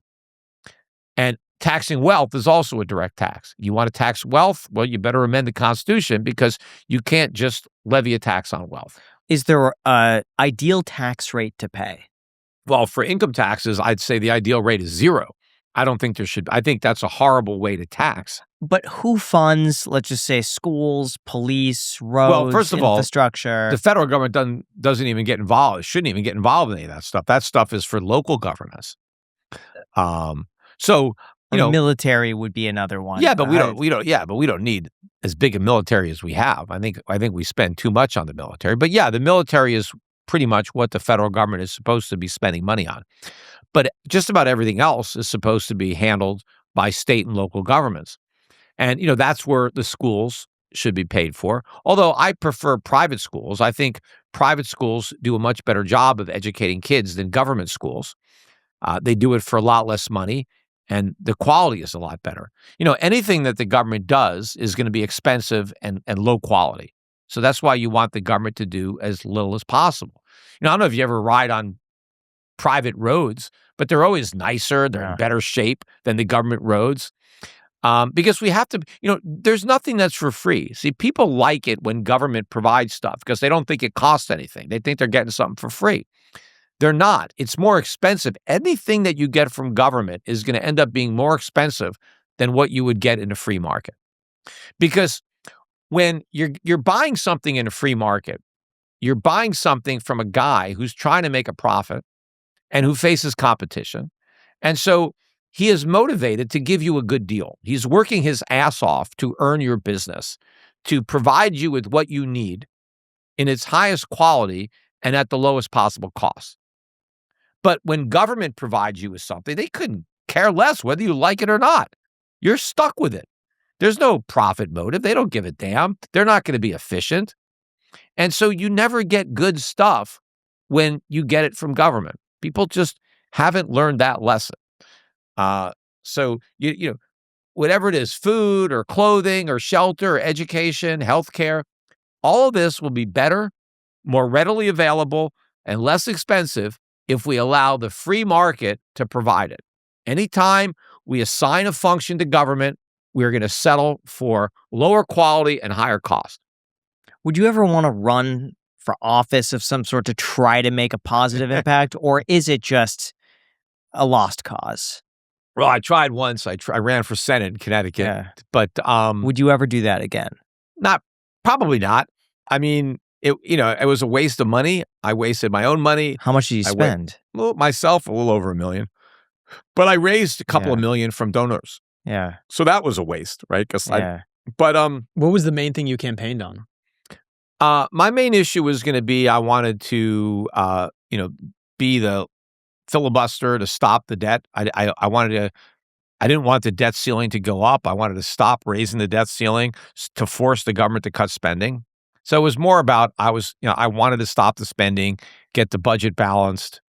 Was like a main thing. You would have been the filibuster guy. I would have been the guy. Yeah, I would not. They would have had to drag me out of that Senate. But I would have gotten the camera. I would have really laid into everybody else. But yeah, I mean, it would have been interesting if I could have won. I didn't even win the primary, so I didn't. So I think you'd have a better shot now. Yeah, I mean, I don't know, better maybe, but not necessarily like an actual chance. I mean, because I have so much of a record of the things that I said that would just be used against me in 30-second sound bites that Peter wants to take away your Social Security, your Medicare, all this stuff. I mean, so it's difficult to win an election when you're telling the truth and you're not giving away free stuff. You're just promising freedom, right? People don't want freedom. They want free stuff, even though they don't realize how expensive the free stuff is. So it would be very difficult for me to win an election in the environment that we have now. But obviously, look, Javier Milei became president of Argentina, running on a similar type of message that I would be running on. And it took a lot for Argentina to elect Milei. I mean, years and years of empty government promises that had made the situation worse and worse and worse. So, I mean, if things got bad enough in America, and they're going to get pretty bad, but if they got bad enough, then there may be a situation where I could win. But things would have to be really, really bad before people would give up on all these government promises and solutions and say, we need to try something different. And I do a good job of explaining capitalism and why it works and why it's the only way out of the mess that the government creates. What are you optimistic about for the future? Well, look, I'm optimistic that capitalism over time will prevail against government and freedom will ultimately, we've had throughout history, look, we have a lot of stuff today that nobody had 100 years ago, 200 years ago, 300 years ago, despite all these big governments and all these crises and all these collapses, humankind has improved. Average Americans today have things that wealthy people in the past couldn't even imagine. When people didn't have running water, they didn't have electricity. They couldn't take a hot shower. They didn't have air conditioner. They didn't have music. The stuff that we have. Yeah, you had music. You had to go find a concert. People didn't have stereos that we have or high fidelity. So we have all this stuff. We have cars. We don't have. The streets aren't. We have sewage. I mean, we have all these advances. I mean, and then, now we're going to get robots and all kinds of, we have cell phones and all kinds of things. So humans are going to keep creating stuff. They are going to overcome whatever barriers governments put in their place. The key is to remove as many of those barriers as we can, minimize them so that we can accomplish even more. We can accomplish it sooner rather than later. And it's a big world. I mean, even if things get really bad in America for a while, they could get really good in other places. There's capitalism is far more pervasive today around the world than it's been.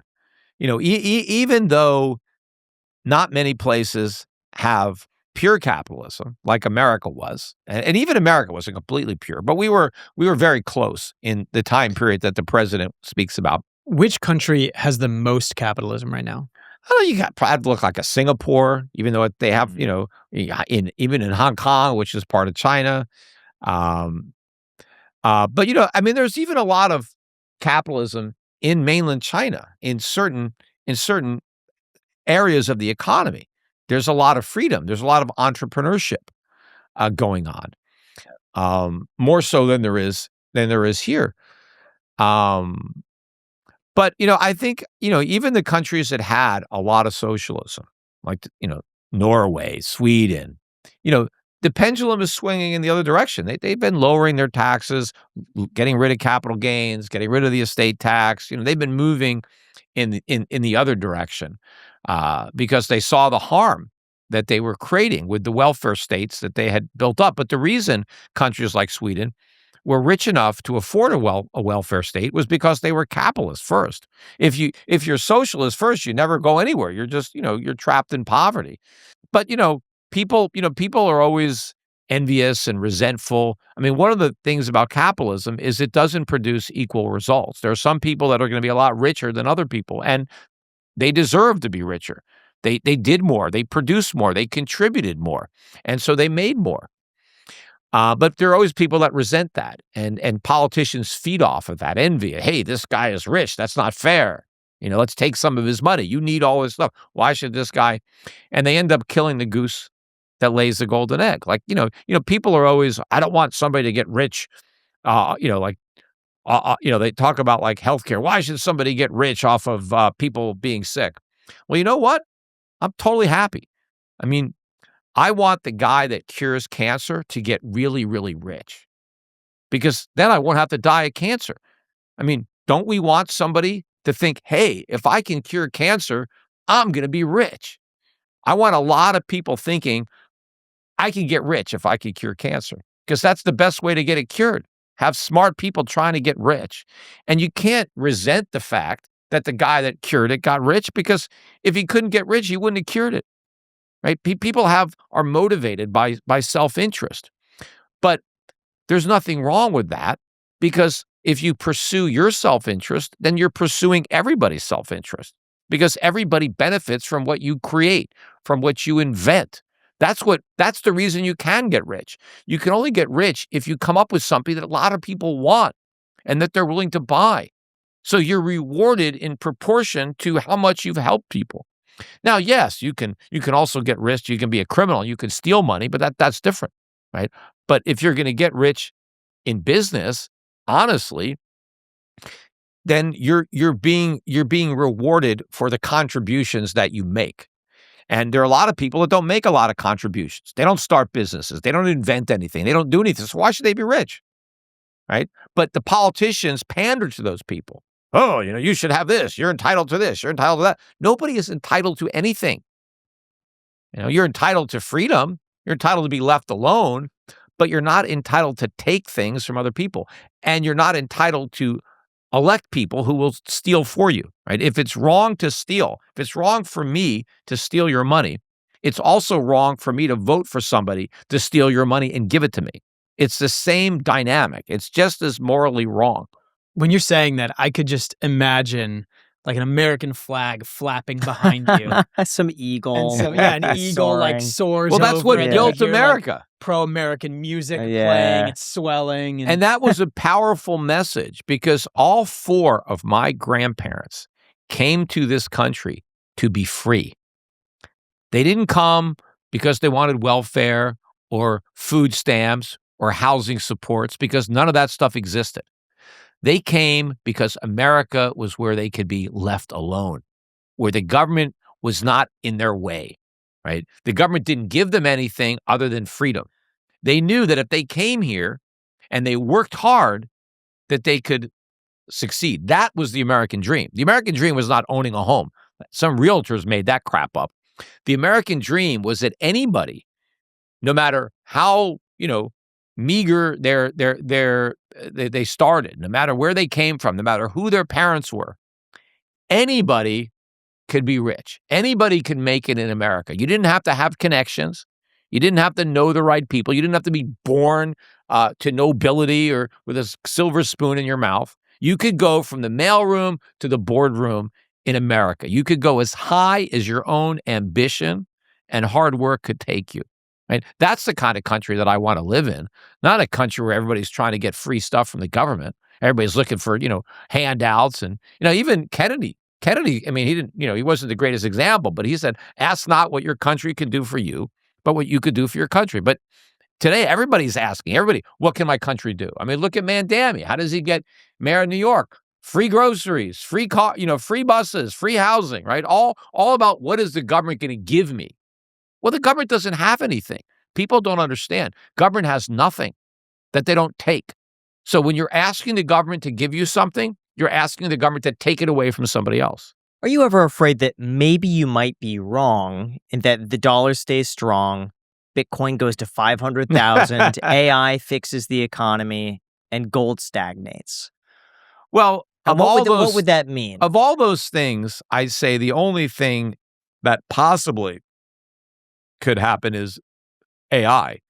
If we can somehow, like my son thinks, get a get out of jail free card from AI. I just don't expect that to happen. But that's more likely than Bitcoin outperforming gold. But do you think Elon Musk saying that in the next 10 years that money is going to be meaningless because anything we could ever want is just going to appear? We could make anything happen. There's no use for money anymore. I think at some point in the future, that may be the case. But 10 years seems a little bit optimistic that it could happen that quickly. But the interesting thing about it, the government would oppose stuff like that because they say, it's going to create all this unemployment. Well, yes, but that's a good thing. People don't want jobs. They want jobs so they can get things. If they can have the things without the jobs, then screw the job. I'll just take the stuff. What do you think most people would be doing all day if they didn't have a job? Well, if they didn't have a job and everything came from, so I guess we all carry around our cell phones right now, right? Yeah. So let's say a world where I have my cell phone and I just, push a button and I ask for, a car and I tell it what kind of car I want. I push the button and there's the car. It's all it's created out of the atoms in the atmosphere. And, I want, I'd like a new house. I'd like a boat. I'd like my own jet. I'd like blah, blah. Everything I want. I just push like I have, like from I Dream a Genie and Major Nelson. Whatever we want, we just ask our genie and it magically appears. If we could live in a world like that where everybody can have everything that they want instantly for free, I guess people would be enjoying themselves. I don't know. I mean, they just, they would just, what would you do if you could have whatever you want? I mean, I don't know. I think in the beginning it would be really interesting, a lot of fun. But I think after a few months of that, maybe 6 months to a year, you get antsy. I don't know. We have to. I don't know. I guess. I mean, there are some people that are wealthy enough that they really can do that. They just can't push the button, but they can buy anything they want. So I guess you'd have to talk to some of these billionaires and say, hey, what's your life like?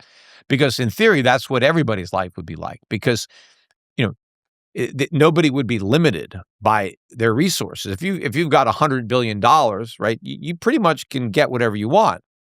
And so I don't know. I mean, so what are they doing all day? Because in theory they could do that, but they're motivated beyond that, though. Yeah, they I guess change the world. They want to do. But something. I guess once everybody can have everything they want, I don't know if there's anything left to change. Assuming that everybody now lives forever and nobody gets old. I don't know. I mean, but all this stuff. I mean, if humanity is around in 1 million years, if we haven't blown ourselves up, I'm pretty sure that life will be something like that. If maybe we won't even be in physical bodies anymore. So maybe none of it will even matter if we're just living in just thought where we could just do whatever we want because it's all energy and there's no actual matter or space. We're all living in like a computer. That could be it right now, though. Well, yeah, but if I'm I'm bound by gravity and all kinds of things. I can't do whatever I want in this simulation. It's kind of a lame simulation. You have to wait for the next simulation, the upgrade. But no, I don't know. But I mean, I'm in base of your question. I don't think that I'm wrong about the dollar. I think the dollar's going down. I don't think that Bitcoin is going to deliver the type of dollar hedge that people believe. I think that's unfortunate because I think a lot of people bought Bitcoin for the same reason that I bought gold. And I think they made a mistake. I think they're on the wrong horse. For a while, that horse was running fast, but I think it's pretty much going to the glue factory. I think it's out of the race. And, we'll see what happens after this crisis. I think the crisis is inevitable. What's not inevitable is what happens next. How America reacts to the crisis, what we do. So what's your investing philosophy for 2026, 2027, and what would you recommend for the average viewer out there? Well, I mean, it's the same strategy that I've been recommending for years and years because I've been preparing for something that still hasn't completely happened. But what caused me to have the concerns that drove that strategy, all of those problems are even bigger now than when I first started preparing. So that has just reinforced the idea that I'm right in what people need to own. And, I have my strategies. I have 5 mutual funds that I manage, and they are specifically designed to thrive in the global economy that I believe is in the process of unfolding. So you want to have foreign stocks, emerging markets. You want to have investments that are tied to a lot of commodities and will do well with inflation and with a dollar, devaluation, de-dollarization. So you want to own physical precious metals. You want to own foreign stocks. Pretty much my entire investment strategy, it's all laid out. So people can go to my website at 𝗪𝗚𝗡𝗡𝗘.com, look at my funds. You can go to Schiff Gold and get some gold and silver and be prepared. And a lot of the investments that worked well when the bubble was inflating are not going to do well as the air comes out. What % of your portfolio is gold? Well, my portfolio right now, it's pretty big. Mainly the miners. And a lot of it is because of the appreciation. I was about 50% mining stocks a couple of years ago. And now they've gone up so much, I'm more like 70 to 80%. So I'm trying to bring that down by building up the rest of my portfolio, not by selling my gold stocks so much as adding new money into the other stocks that I have. And as I said, I've added more into energy and more into emerging markets recently.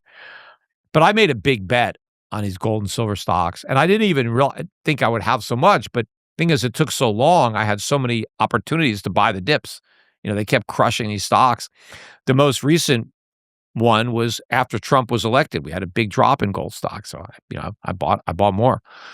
But I think people should have probably 5 to 10% at a minimum in like physical gold.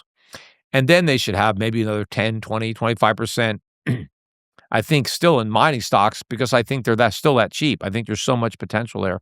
And then the rest should be more diversified, dividend-paying stocks. You can have a little bit in some foreign bonds, shorter duration. But I have very little invested in the United States personally. I have some energy stocks in the U.S., couple of other stocks, tobacco. My personal portfolio is very, very light on U.S. and the only tech stocks I have are outside of the U.S. What is that term called? It's like Pascal's wager. Is it? Is that what they call it? Like Never heard of it. In terms of religion, where it's like you don't know if you should believe in Christianity or not, or Judaism or not. But if you don't believe in it and you're wrong, the consequence is extremely bad. Whereas if you do believe in it and you happen to be right, it's like, great job, you did it right. And if you do believe in it and you were wrong, where it's not a thing, it's not like you risked much. I think the only religion, that would apply to is like Christianity. Exactly. But Christianity is, it's like all or nothing. Like either you accept Jesus and go to heaven, or you don't and go to hell. Yes. And that kind of But ultimatum is, I mean, people could say, hey, all I have to do is accept them, and I'm what do I got to lose? I'm not bringing that up in terms of religion. Judaism doesn't even have that. We don't have that ultimatum. It's like, you believe in God, you don't believe in God. It's not like God is vindictive. I mean, if there's a heaven, everybody goes. It's not like he's like, oh shit, you didn't believe in me. You're going to hell. That's to me that. But I get what you're saying. I'm bringing it up in terms of Bitcoin. It's like, in the offhand chance that you were wrong, wouldn't it make more sense just to write off a small percentage of your portfolio to say, hey, look, if I'm right, so be it. It's just a couple percent. But if I am wrong, then Pascal's wager as it pertains to Bitcoin could end up making sense. That logic would have worked in the beginning when Bitcoin was $1, right? When I first learned about it, it could have been, look, take a chance. Maybe this thing really catches on, right? What do you got to lose? Throw 10 grand at it. Big deal, right? So yes, I mean, I could have done that back then. But today, the idea that I should throw some money in it just in case, it's already huge. Everybody already knows about Bitcoin. I mean, who doesn't know about it? It's all people talk about. You watch the financial news, and that's all they discuss. The biggest advertisers are Bitcoin crypto companies. I mean, we have a Bitcoin president. We have a Bitcoin cabinet. I mean, we have a crypto czar. I mean, so it's not like this small little thing where I'm going to get it on the ground floor. I'm going to take a shot. It's already huge. But so, no, I don't buy the idea that I should just throw some money at it just in case. Because I think the odds of Bitcoin going up dramatically from here are just so remote that it's not even worth the gamble. I'd rather take that money and gamble on something else. Because even if Bitcoin goes to 1 million, which I don't really think it's going to do, I mean, it's a little over 10x. It's not so much that, though. I think it's if everything else goes down a lot. But I don't think the stuff that I own, I don't think the investments that I own, look, most of the investments that I've owned, in fact, almost all of them have outperformed Bitcoin over the last 4 or 5 years, some by a lot. So why do I want Bitcoin? I mean, it's like, what have you done for me lately, Bitcoin? Bitcoin made a lot of money before anybody owned it. Right? When there were barely any people who owned Bitcoin, people were making a lot of money. But over the last several years, when lots of people own it, they're losing money. And they always have to go back. Oh, Bitcoin is the best performing asset. It's beating the S&P. Yes, if you go back to the beginning, but it's not the best performing asset this year, last 2 years, last 3 years, last 4 years, not even close. So I think it's changed. I don't think Bitcoin is going to be the best performing asset. I just think it's going to keep falling as money is trying to get out. I think the money that wants in is already in. The people that haven't bought Bitcoin didn't buy it because they don't want it. And now it's about getting out and preserving what they got. Some people still have a profit now. They can get out and keep their profit. Other people have a loss. They can get out before they have a bigger loss. But a lot of people are just going to be stuck. They're just going to watch it just collapse. I mean, you guys own Bitcoin? Is that the deal? I'm 7% Bitcoin. I'm like 3% Bitcoin. What prices what's your average cost of all your Bitcoin? Oh, probably about this. So you're about even on your Bitcoin? I would say I'm about, I might be up slightly, but I've been dollar cost averaging since 2017. Yeah, and you're not even ahead doing that. Yeah, well, if you were dollar cost averaging into gold or silver, you'd be way up. Dollar cost averaging into Bitcoin has been a bad deal for you. Yeah, I'm still positive a little bit, but I was quite up when it was 126. Well, yeah, a few months ago. But yeah, a lot of times you go to a casino just as fast and you're as up. It goes down, it could go back up and back down again. Or it can go down even faster. 100%. I mean, and it's not just that, you didn't lose too much on Bitcoin if you're about even. What you lost is the opportunity to have made a lot of money had you bought something else. So let's say you threw, I don't know how much money you have, let's say you threw 100 grand into Bitcoin and you still have about 100 grand. But maybe had you put that into gold and silver and average it, you'd have 200 grand. So you're out 100 grand. because you would have had but 200. a lot of those are in hindsight. Well, no, You I was wouldn't telling quite people. know. I mean, No, I yeah. was telling people in real time, don't buy Bitcoin, buy this. But you could have been telling people buy Bitcoin at 30,000 and then sell Bitcoin at 120. Yeah, well, You know, and they would have made. Yeah, well, look, woulda, coulda, shoulda. But what if now you have your Bitcoin, and what if a year from now it's lower still, and gold is 7,000? Then I could tax loss harvest. Well, I'd rather have gains than tax loss. Of course. But for me, it's an amount that I've invested where I'm okay writing it off to zero. I would like not to do that. Well, that's the one thing, at least I've told people, look at Bitcoin as a crapshoot. Maybe you'll win, maybe you'll lose, but don't put money in that you can't afford to lose 100%. In contrast to Michael Saylor, who tells you to put all of your life savings into Bitcoin and then go into debt and buy Bitcoin. Oh, if you have some extra organs, sell those and buy even more Bitcoin, right? That's his advice. I got some rapid fire questions for you. In one word, gold or silver if you could only own one forever?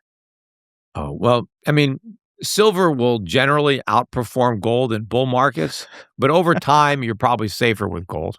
Best investment you've ever made? Ooh. There's a few stocks that I've done really, really well with that have gone up, 20 times or more. So I think I did one that was 50x. But the problem is I didn't have enough money in it. I didn't have that much money. Do you know what stocks they were? The one that I had a stock that went from like 25 cents to $50. What stock was it? It was called Hurricane Hydrocarbons, and then it became Petro-Kazakhstan, and it got bought out.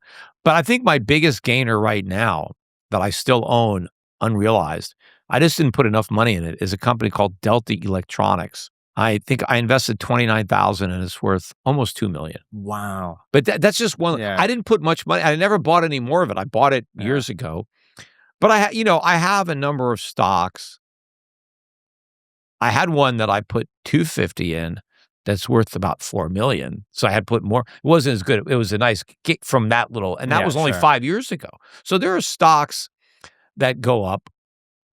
So I think the best investments I've had were stocks, but some of the worst investments I've had were stocks. I bought stocks that went bankrupt. I lost everything. So, it all comes out in the wash. The key is that my winners have to outnumber my losers, and what I win has to beat what I've lost. But, on my overall stock portfolio, I've collected a lot of dividends over the years. So a lot of the stocks that I own were bought with dividends from other stocks. In fact, there were stocks that I've owned for 20 years, where I've collected dividends that are 3, 4, 5 times what I paid for the stocks, right? I've been paid a lot more over the course of time than I actually put into the stocks.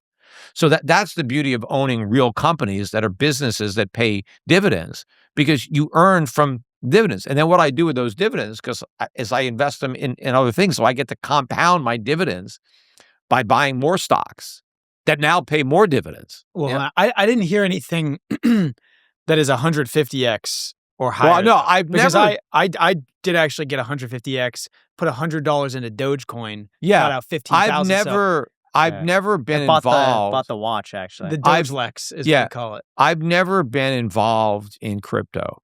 So I never had. You've never experienced what it's like to make 150. Yeah, I've never done that. I know people that have done that, right? But that's not an endorsement of Dogecoin. Let's just make it 100% clear. I do not endorse Dogecoin. Well, yeah. Well, I mean, you made money in Dogecoin. A few other people obviously made money in Dogecoin, but that's because other people lost money in Dogecoin. That's, the thing about the companies that I invested in, the fact that I made money doesn't mean that somebody else had to lose money. They didn't. The companies are more valuable now than when I first bought them. The dividends that I got didn't come out of anybody's pocket. They came out of the earnings of the company. People bought the products and the services of these companies, and that gave them income. And I earned that income. Nobody lost anything. But in crypto, all that happens is the money is transferred from the buyer to the seller. So some people win because other people lose. right? That's not how you create wealth, by just moving money around, right? It's just all gambling, right? That's how a casino works. Some people win money because other people lose money, but the house always wins. And ultimately, there is a house. All these exchanges, the miners, there's a rate there, right? So it's actually a negative sum game because there is a cost to play. Gold price prediction for the end of 2026. Just one word. Higher. Do you have a price? You said one word, higher. One price. One number. One number. I don't know. I think gold will top 6,000 this year. It's at 5,000 now. I don't know. It could be a lot higher. It depends on a lot of factors that are beyond my control. But I think gold's going a lot higher, and it could go a lot higher this year. But maybe it goes a lot higher next year. What about S&P 500? Yeah, I think it's going to go down in terms of gold. What it does in terms of dollars, it's probably more likely to rise than fall. The NASDAQ might be more likely to fall than rise. I think there's a lot of expensive stocks there. But I've been saying the same thing about the S&P for the last 25 years. I think the price will go up in dollars, but down in gold, and that's exactly what's happened. The S&P, I know the Dow because I know the numbers. The Dow is down 75% over 25 years price in gold, even though it's gone from 10,000 to 50,000. It's less valuable. You have less gold now if you sell your stocks than you did in 1999. And I've been saying the same thing since then, that stocks would go down priced in real money. Who's a bigger threat to the economy? The Fed, politicians, or the American consumer? Well, probably the Fed. The Fed has probably done more damage. The consumer is just, he's just buying stuff. But the Fed is, the institutions that I think that have done the most damage are the Fed and the Supreme Court. I think Congress has done a lot of damage too, but had the Fed done its job and the Supreme Court done its job, Congress and the president would have done a lot less damage. If your son called you and said, "Dad, I'm going all in on Bitcoin. I got a good feeling about this," what do you say? Well, he doesn't have much to go all in with, so he really Let's just say he's going all in. So you're going to flex on him, basically. Just to say, bar mitzvah, I just want Bitcoin. Well, I don't know. Obviously, I would try to talk him out of it. Like if my son said, "Hey, I'm thinking about jumping off a bridge. I'm tired of life, and I'm just going to end it all." I would try to talk him out of it. So if he tried to commit financial suicide, he would no longer be your son. No, he'd still be my son. He would just be broke. But he's already broke. He doesn't have much. He's trying to work in San Francisco and trying to, he just got out of college, so he doesn't really have much. What, does he not just ask you for money? Yes, of course he asks me for money. And what do you say? I do. I do provide money. I pay rent and I health. I do provide. I still support him mostly. He should be. When I was his age, I was already supporting myself. Do you think so? Do you think he'll just kind of be waiting until you end up just be, all right, here's a bunch of money or something? Or do you think is he wondering when will his? No, I want him to earn his own money. I want all my kids to earn their own money. They're going to get money from me eventually, but they need to earn money. They need to learn to be responsible. They need, the problem is you just can't give your kids a bunch of money. And they'll, there's an old saying: you give your kids enough money to do something, but not enough money to do nothing. And it's important. I don't know what I would have been like. I inherited nothing. My God, I didn't get a nickel from my dad. Did that make you more motivated though to not have any sort of backstop, that you just had to do it yourself? More grit. Maybe, I don't know, but I knew I had to, because if I didn't make it, I wasn't going to get it. I wasn't going to, I've never inherited anything. I didn't have a rich uncle or an aunt. Nobody's ever given me a nickel. So whatever I have, I certainly didn't marry into money. I married out of money. Would you take $100 million right now to never publicly talk about the economy ever again? I don't know. Decent amount of money. What about $100 million to never talk about gold again? Again, I don't know. These are weird questions because it's a lot. I have more than that. So, but But it is a lot of money, even for, I mean, I'm not a billionaire yet. So, I mean. Yet? I will be. I'm getting close. Do you have a specific, I mean, Google, we Googled it. Google says you're at like 900 million. And no, Google doesn't. Google, the only thing that I've ever seen, if you Google my net worth, Peter, because if you go Peter Schiff and Google it, just say Peter Schiff, one of the top things is net worth. So a lot of people are are curious about what my net worth is. And the only thing that I ever see is like 70 or 80 million. Oh, I saw like a 900 million. Yeah, I see higher. Well, but that figure came from my Senate disclosure in 2010, which was about my net worth in 2010. I've made a little money since then. So, but I don't, obviously I don't publish it because I don't have, I don't own stock in publicly traded companies. So whatever it is, it is. What difference is it if people know that you have $500 million or $1 billion?